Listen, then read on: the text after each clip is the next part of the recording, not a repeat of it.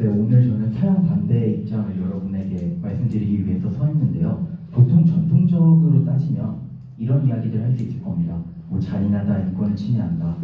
근데 저는 오늘 단 1초도 이런 이야기를 할 생각이 없어요. 제가 사형을 반대하는 건 그게 흉악범들에게 약한 처벌이기 때문입니다. 오늘 그 이야기를 여러분과 깊게 나눠볼 생각이에요. 혹시 이 운동기구를 모르시는 분들은 아마 없겠죠? 다들 아는 런닝머신인데 이게 어디에서 유래되는지 알고 계신 분 있나요? 고무기구. 네, 정확합니다. 영국에 1800년대 트레드밀이라는 형벌 도구가 있었는데 이렇게 지금으로 따지면 6시간 이상 고강도의 유산소 운동을 해야 됐고 이 동력을 통해서 곡물을 닦거나 물을 퍼올리는 장치로 활용했습니다. 제가 옛날에 이걸 형벌책에서 처음 봤을 때 딱 들었던 생각이 진짜 강력한 형벌이라면 이렇게 끝없이 죗값을 치르고 지속돼야 하는 모습이겠구나 라고 생각했습니다. 그래서 지금 트레드밀을 다시 돌아오자 이런 얘기가 아니고 사형은 가장 강력한 형벌이라는 그 프레임에서 벗어나서 우리가 논의를 해볼 필요가 있다는 말입니다. 죽음은 그냥 고통도, 의식도, 책임도 모든 게 끝일 뿐입니다.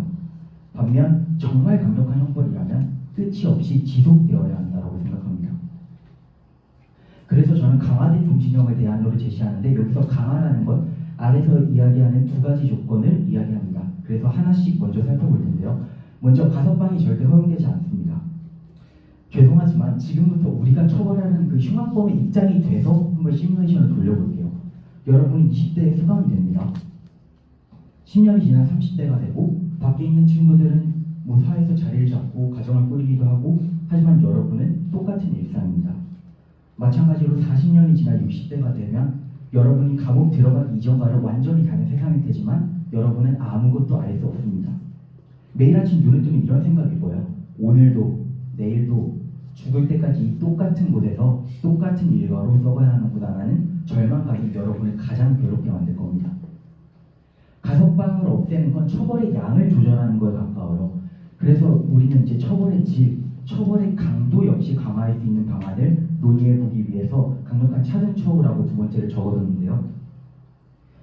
네, 왼쪽에 있는 것처럼 실제로 현재도 죄수의 어떤 등급을 나눠서 여러 가지 권리들을 제한하고 있습니다.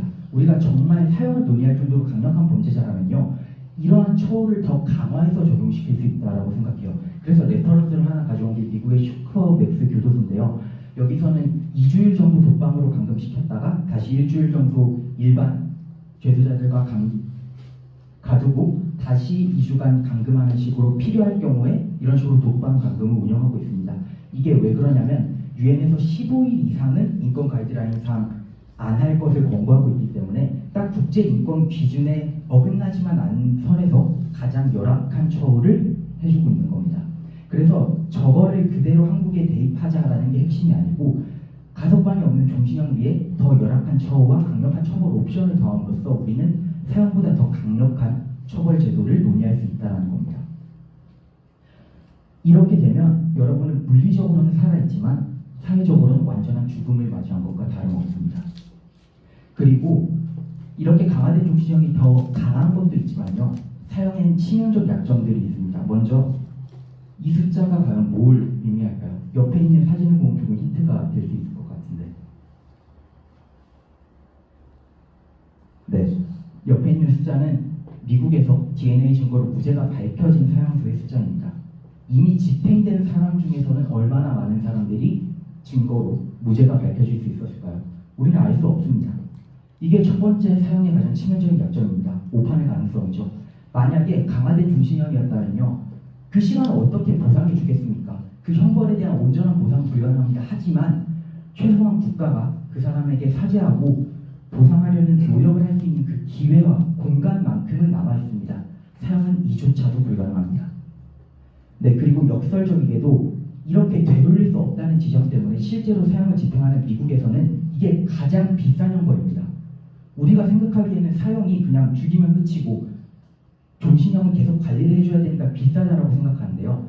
미국에서 검사가 사형을 구형하는 순간 그 사람에게는 세금으로 최고 수준의 방어권이 보장됩니다. 여기서 끝이 아니고 검사도 당연히 최고 등급이 투입돼야 하고요. 그리고 나 그냥 죽을게라고 1심을 받아들여도 자동으로 항소가 의무적으로 부과됩니다. 여기서부터 이제 돈 먹는 하마가 되는 건데, 그래서 실제로 2배 이상 종신형에 비해서 사형수에 대한 비용이 높습니다. 이렇게 우리의 인식 속에서 엄벌주인 미국조차도 사형에 대해서는 이렇게 신중히 접근하는데, 우리가 수십 년 만에 한국에 다시 사형을 집행한다라고 했을 때 이런 안전장치를 싹 다 제거하고 그냥 집행할 수 있을까요? 우리는 더 비싼 세금으로 맨 땅에서 처음부터 시스템을 다시 만들어야 할 겁니다. 그리고 마지막으로 우리가 언제 가장 강력히 사형을 원하는지 생각해 보셨으면 좋겠어요. 정말 말도 안 되는 흉악범죄자가 다시 사회에 발을 디딜 때 우리는 분노하고 시위하는 모습을 여러 차례 봐왔습니다. 그럼 거꾸로 물어보고 싶어요.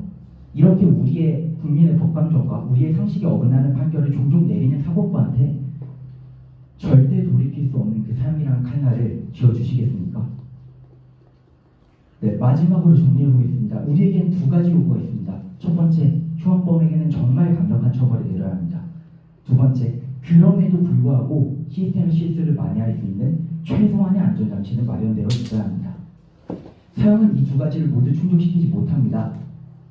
생각만큼 가장 강력한 형벌도 아니고 시스템의 복구를 할 수 있는 최소한의 안전장치조차 마련되어 있지 않습니다. 심지어 가장 많은 혈세를 낭비하기까지 합니다.